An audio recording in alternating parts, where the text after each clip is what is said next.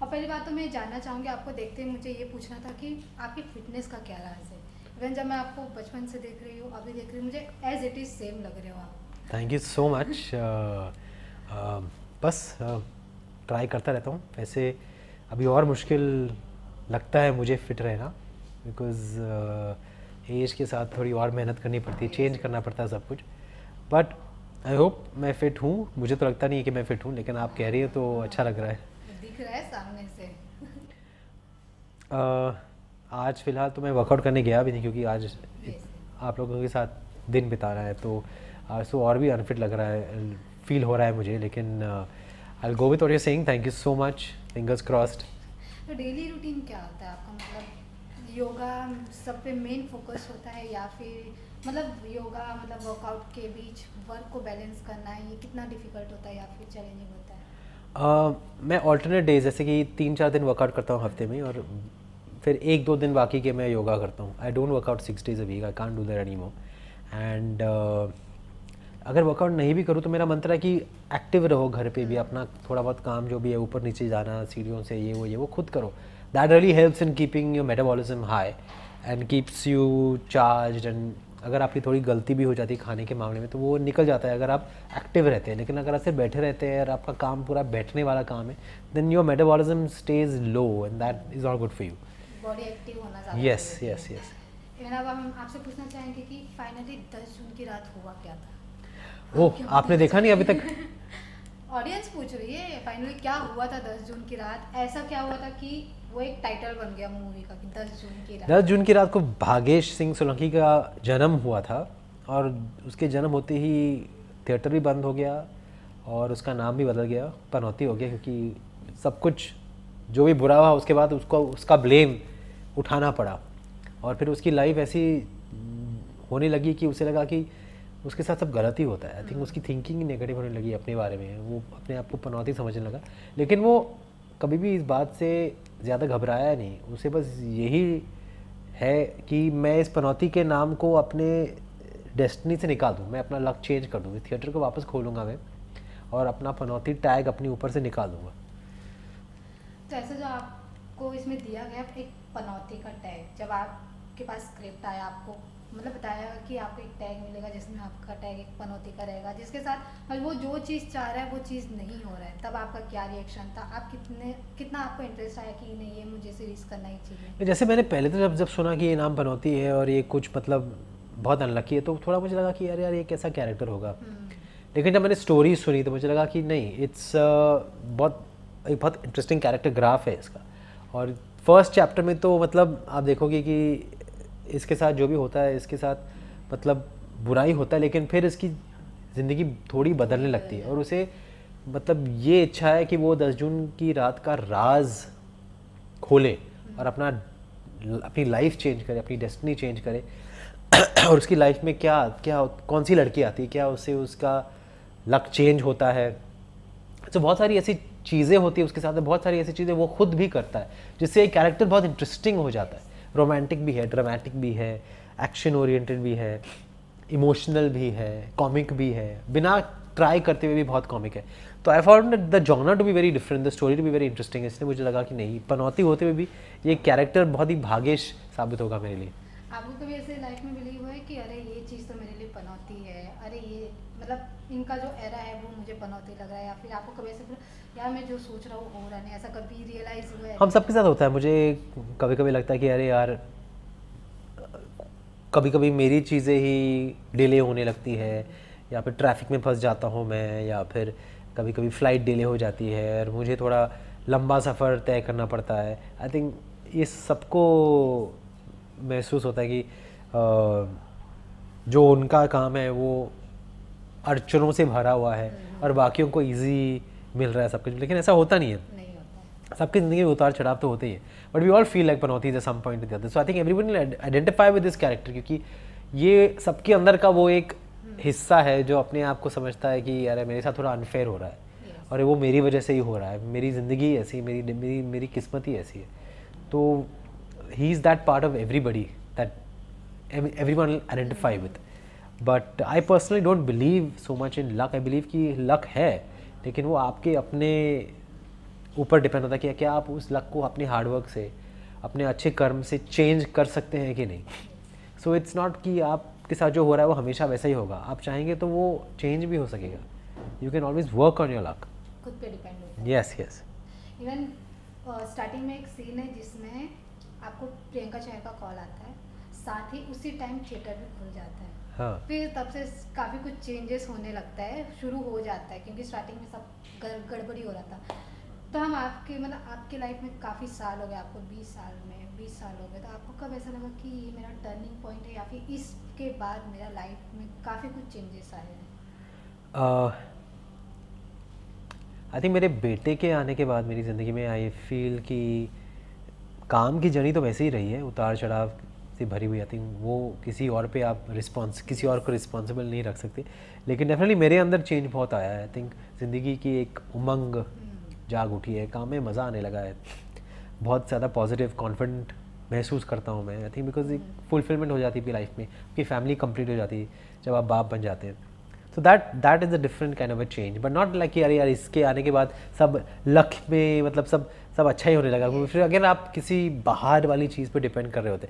I feel luck is all about you, your own confidence. It's about आप ही manifest करते हैं. जो भी आपके साथ अच्छा है बुरा होता है वो आपके मूड पे, आपकी सोच पे, आपके मतलब आपकी ट्रेन ऑफ थॉट पे डिपेंड करता है कि आप कितना चाहते हैं कि अच्छा हो.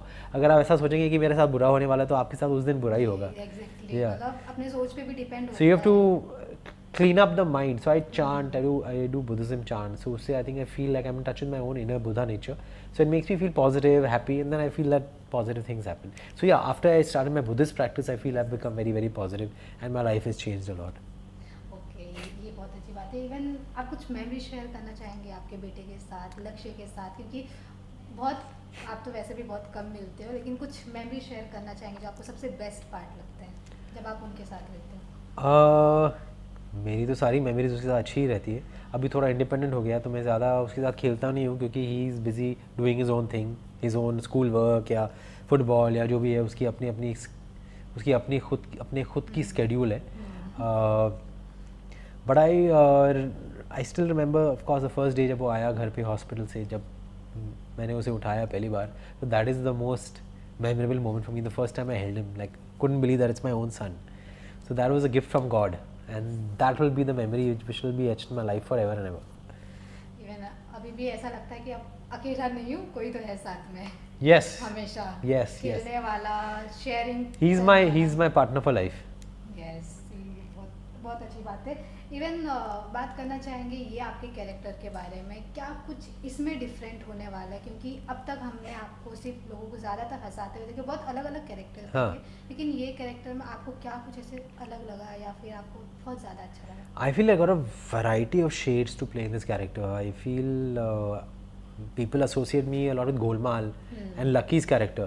लेकिन लकी के विपरीत पनौती प्ले करके मुझे ऐसा लग रहा है कि मुझे उस मतलब कॉमिक अंदाज से बाहर आने का भी मौका मिला. हालांकि ये कॉमेडी शो है, बट कैरेक्टर कॉमेडी नहीं कर रहा है. वो इमोशनल भी है, ड्रामेटिक भी है, वो रोमांटिक भी है, लेकिन ऑडियंस को लगेगा कि ये सिचुएशनली बहुत फ़नी है. सो मुझे बहुत अलग अलग शेड्स पोर्ट्रे करने का मौका मिला है इस शो में, और अपने जो कॉमिक टाइपकास्ट अंदाज में मैं एसोसिएट किया गया हूँ और लोगों को नज़र आता हूँ ज़्यादा, उससे बाहर आने का मौका मिला है. जैसे कि आपने गोलमाल की बात की, गोलमाल का आपका जो कैरेक्टर था काफ़ी आइकॉनिक है. अभी तक लोग नहीं भूल पाए, बिना डायलॉग डिलीवरी किए ही आप लोगों को बहुत हंसाए हो. तो उस मोमेंट को जब आप याद करते तब आपको कैसा लगता है? अभी भी आपको रिएक्शंस आते होंगे, फैंस बोलते होंगे उस कैरेक्टर के बारे में, तो अभी कुछ शेयर करना चाहेंगे आप? मतलब लोगों के सामने तो पूरा बहुत शेयर किया हमने, इतने गोलमाल्स आ गए, सबको पता है गोलमाल की हिस्ट्री क्या है. और मैं एक और बात कहना चाहूँगी इसी पे, कोई 1-2 पार्ट आता है ना, तो मतलब किसी मूवी के 3 पार्ट आते हैं तो 1-2 पार्ट ज़्यादा हिट होते हैं, फिर थोड़ा वो डाउन पे में चला जाता है. लेकिन जो गोलमाल है उसका हर एक पार्ट हिट हुआ है और लोगों को आपका जो कैरेक्टर है हर एक पार्ट में पसंद आया है, तो वो भी एड ऑन करना था मुझे. Thank you so much. लेकिन ऐसे कैरेक्टर्स, ऐसे ऐसी फिल्में, ऐसी फ्रेंचाइजेस प्लान नहीं की जाती. I think they just happen. I think पूरा credit mostly goes to the captain of the ship, Rohit Shetty. His confidence, his vision कि what he saw would work with the audiences, and it all did really work with the audiences. तो I think that credit goes to him, क्योंकि अगर आपका captain of the ship strong नहीं होता है तो फिर आपकी शिप डगमगाने लगती है. But he was always very very clear, very very confident, very very very determined to make Golmaal where it is today. So I think the credit goes to him, and of course beyond that is the hand of God, because we can't really predict what happens with which movie. So a lot of it is the hand of God and what has happened with this franchise and where it's reached. Even उस time थोड़ा difficult लगा था आपको, क्योंकि बिना बोले आपको acting करना है, अरे मुंह से कुछ निकल ना जाए, ऐसा कुछ? बिगिनिंग में तो लगता था, जैसे कि अभी 10 जून की रात का कैरेक्टर भी है पनौती का, पहली बार ऐसा कैरेक्टर प्ले कर रहा हूँ, तो मुझे ऐसा लग रहा है, आज भी लग रहा है कि यार लोग कैसे रिसीव करेंगे इसे, क्या कितना पसंद करेंगे या नहीं करेंगे. वो गोलमाल के टाइम में भी लगा था बिगिनिंग में, जैसे जैसे रिलीज़ हुई थी फिल्म, धीरे धीरे लोगों को पसंद आने लगी थी. पर डर तो लगता ही है, लेकिन धीरे धीरे जैसे लोगों ने उस कैरेक्टर को मतलब जैसे अपनाया और जैसे पसंद किया, आई थिंक मेरे लिए करियर डिफाइनिंग रहा है. तो आई डेंट थिंक कि वो स्टाइल में जब गूंगा बात करने की कोशिश करेगा, या फिर जो हमने रिहर्सल्स किए, क्या लोग समझ पाएंगे, क्या इसे एक्सेप्ट करेंगे, क्योंकि लोगों के मन में सिनेमैटिकली गूंगों को बहुत रिस्ट्रिक्टेड रोल्स दिए जाते हैं जिसमें वो साइन लैंग्वेज करते हैं. उन्हें इतना मतलब फ्लैम्बॉयंट और इतना मतलब एडवेंचरस नहीं दिखाया गया जो फ्रीडम मुझे मिली thanks to the director. So we were nervous in the beginning, but then I think the rest is history. Even अभी आपको 20 साल से ज़्यादा हो गए इंडस्ट्री में, लेकिन अभी भी वही नर्वसनेस रहता है आपको कि मुझे ऑडियंस एक्सेप्ट करेगी या नहीं, मुझे ऐसा दिखाना है? Every day is a new day, every day is brings its own challenges, every day makes you feel कि आज कैसा जाएगा, आज क्या मैं सीन कर पाऊँगा कि नहीं, आज मुझे खुशी मिलेगी कि नहीं मैं अपने काम से, क्या मैं घर जाऊँगा, ये फीलिंग कि ये सोचते हुए कि I am happy with my days work. तो वो एक सेल्फ सेटिस्फैक्शन हर एक्टर को रोज़ चाहिए होती है, अदरवाइज़ हम खुशी खुशी घर नहीं जाते. सो इट्स नॉट लाइक कि अरे यार मैंने इतनी फिल्में कर ली तो अब मैं कैसा भी काम कर लूँ मुझे मज़ा आएगा, क्योंकि मैंने बहुत काम कर लिया. वो आई थिंक होना भी नहीं चाहिए और होता भी नहीं है. वी ऑल फील कि नहीं भी और करना है और करना है. इवन जैसे कि काफ़ी समय हो गया इंडस्ट्री में, आपको क्या लगता है कि प्रीवियस को लेकर और अब क्या कुछ चेंजेस आए हैं इंडस्ट्री में आपके हिसाब से? आपके सामने सारी चेंजेस, मुझे नहीं लगा था कि मैं एक लॉन्ग फॉर्मेट वेब सीरीज़ को प्रमोट कर रहा हूँ एक दिन, और चैप्टर 1 करके एक मतलब सीज़न आया होगा उस वक्त. So I think the changes are multifold. I think today I think it's all about the quality and the content that you bring out. It's not about the medium. It could be TV, film, it could be OTT. It's all about how you entertain people, how you reach your target audiences, how you are able to get that audiences hooked onto their seats. So बहुत कुछ change हो गया. पहले I think बहुत ही मतलब restricted barometers होते थे कि आपको फिल्म्स में ही सक्सेसफुल होना है, या फिर टीवी करने वाले लोग वो एक अलग इंडस्ट्री माने जाते थे. Now it's all about being, content creators who are able to entertain you no matter which content, which platform you belong to or which platform you're bringing your content in. So I think the world of entertainment has become more of a galaxy now. It's not about set patterns and rules anymore. Even lastly पूछना चाहेंगे कि हाँ, जैसे कि अभी digitalisation का ज़माना आ गया है, इंस्टाग्राम पे काफ़ी कुछ चीज़ें वायरल हो रही है, और इसमें से आपका भी सॉन्ग है जो कि डिंग डोंग वायरल हो रहा है, लोग पसंद कर रहे हैं, लोग उसे रिक्रिएट कर रहे हैं. तब ये मोमेंट कैसा लगता है? काफ़ी साल पुराना चीज़ आके फिर से लोगों के दिमाग में जा रहा है, लोगों के जहन में जा रहा है. बहुत अच्छा लगता है कि डिंग डोंग ये गाना जो कभी मतलब आउट ऑफ फैशन हुआ ही नहीं है. आई थिंक ना मैं बचपन से सुन रही हूँ सॉन्ग. अलग अलग उसके टाइप के रीमिक्सेस आते रहते हैं और अलग अलग रील्स आते रहते हैं, और लोग परफॉर्म करके मुझे इतना टैग करते हैं. आई फील वेरी हैप्पी कि we knew the song would work, we like the song, और हिट भी हुआ था. लेकिन over time and over the decades it's become a cult song. And इसके अलावा एक और गाना है साइबो, वो भी बहुत वायरल होता है इंस्टा पे, सोशल मीडिया पे. वीक में एक बार तो सुनती हूँ मैं वो song. So it gives me great pleasure because I was involved in the making of these songs also, not just the shooting, but I remember when these songs were conceptualized एकता ने मुझे सुनाया था डिंग डोंग, और पहले किसी और की आवाज़ में थी, फिर उन्होंने चेंज किया और सुनिधि को गवाया, सुनिधि से गवाया. And even Saibo was initially we were thinking whether to keep it in the film or not keep it in the film, whether this is going to work or no, and then when the song was released it just took the film to another level as far as the the strength, the emotions of the film are concerned, as far as the likability of Shore in the City is concerned, the appreciation is concerned. Saibo has been very instrumental in bringing that quality to the product and making Shore in the City a memorable film. मैं lastly आपसे पूछना चाहूँगी कि आप कई सारे movies किए हो, आपको क्या लगता है कि आपके लिए एक ऐसी मूवी थी जो कि सबसे ज़्यादा बेस्ट थी और अभी भी आपको वो याद है और अभी भी आप खुद को अप्रिशिएट करते हो उसके लिए? I think there have been quite a few films of mine. I think nothing compares to the Golmaal series because I've been critically acclaimed in that. I've been commercially successful and it's made again and again also, and it's still done well in the theaters, on television, on OTT. It's done well everywhere. So I don't compare anything to Golmaal, but I think every film has been a milestone on itself. Like Mujhe Kuch Kehna Hai was a great first film to have. Khaki was a great turning point in my career. Gayab was there, but I think Golmaal became like something that really established me and made me a household name. And I hope 10 June Ki Raat is a milestone as far as my career as an actor in the OTT arena is concerned. Even lastly, सच में last है कि पूछना चाहूँगी, अभी कुछ दिन पहले friendship day था, तो अभी बॉलीवुड इंडस्ट्री में भी आपके काफ़ी सारे फैंस हैं, लेकिन आपका कोई एक ऐसा परम मित्र जो आपके अप्स एंड डाउन्स में हमेशा साथ रहा है?